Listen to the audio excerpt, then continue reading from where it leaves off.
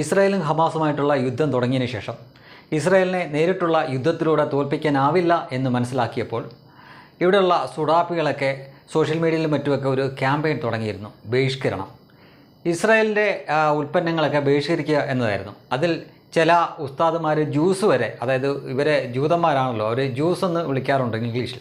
അത് പക്ഷേ ഈ നമ്മളൊക്കെ കടകളിൽ നിന്നൊക്കെ മേടിച്ച് കുടിക്കുന്ന ജ്യൂസ് വരെ ഇവരുടെയാണ് എന്ന തരത്തിൽ ജ്യൂസ് വരെ ബഹിഷ്കരിക്കണം എന്ന് പറഞ്ഞ മണ്ടന്മാരായിട്ടുള്ള മദ്രസ പ്രോഡക്റ്റുകളുണ്ട്.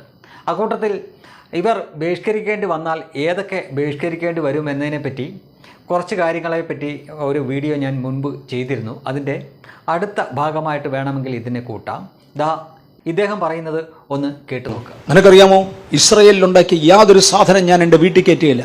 സാർ എന്തോ ഈ പറയുന്നതെന്ന് സാറിന് മനസ്സിലാകുന്നുണ്ടോ? അയാൾ എന്നോട് തിരിച്ചൊരു ചോദ്യം, ഞാൻ എന്നോട് വട്ടനാണോ? അപ്പം ഞാൻ പറഞ്ഞു അതിൽ കുറയത്തില്ല.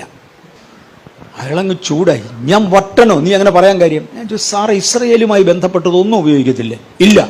ഞാൻ പേന ഉപയോഗിക്കൂ? എൻ്റെ പോക്കറ്റിൽ ഒന്നുണ്ടായിരുന്നു, അയാളുടെ പോക്കറ്റിൽ ഉപയോഗിക്കും. നമ്മുടെ ഇത് കണ്ടുപിടിച്ച ഒരു ഇസ്രായേലി ശാസ്ത്രജ്ഞനാണ്, തനിക്കൊന്ന് ഒഴിവാക്കാം. താൻ ടെലിഫോൺ ഉപയോഗിക്കൂ? അത് കണ്ടുപിടിച്ചത് വേറൊരു ഇസ്രായേലി ശാസ്ത്രജ്ഞനാണ്, തനിക്കൊന്ന് ഒഴിവാക്കാം. തൻ്റെ വീട്ടിൽ ഇലക്ട്രിസിറ്റി ഉണ്ടോ? അത് കണ്ടുപിടിച്ചത് ഇസ്രായേലി ശാസ്ത്രജ്ഞനാണ്. താൻ കാർ ഓടിക്കുമോ? അത് കണ്ടുപിടിച്ചത് ഇസ്രായേലി ശാസ്ത്രജ്ഞനാണ്. താൻ പ്ലെയിനെ കയറുമോ? ജെറ്റ് കണ്ടുപിടിച്ചത് ഇസ്രായേലി ശാസ്ത്രജ്ഞനാണ്. താൻ കടലാസ് ഉപയോഗിക്കുമോ? പെൻസിൽ ഉപയോഗിക്കുമോ? ബുക്ക് ഉപയോഗിക്കുമോ? ഇതെല്ലാം കണ്ടുപിടിച്ചത് ഇസ്രായേലി ശാസ്ത്രജ്ഞനാണ്. താൻ തുണി ഉടുക്കുമോ? തുണിമില്ല് കണ്ടുപിടിച്ചത് ഇസ്രായേലി ശാസ്ത്രജ്ഞനാണ്. ഇസ്രായേലുമായി ബന്ധമുള്ളതൊന്നും വീട്ടിൽ കയറ്റുകയെന്ന് പറഞ്ഞാൽ തനിക്ക് വട്ടിൽ കുറവെന്നത് കാട്ടാളന് പോലും പറയാൻ പറ്റുകയില്ല. കാട്ടാളൻ. ശരിക്കും പറഞ്ഞാൽ നമ്മൾ നിത്യജീവിതത്തിൽ ഉപയോഗിക്കുന്ന പല കാര്യങ്ങളും കണ്ടുപിടിച്ചത് ഇസ്രായേലികളാണ്.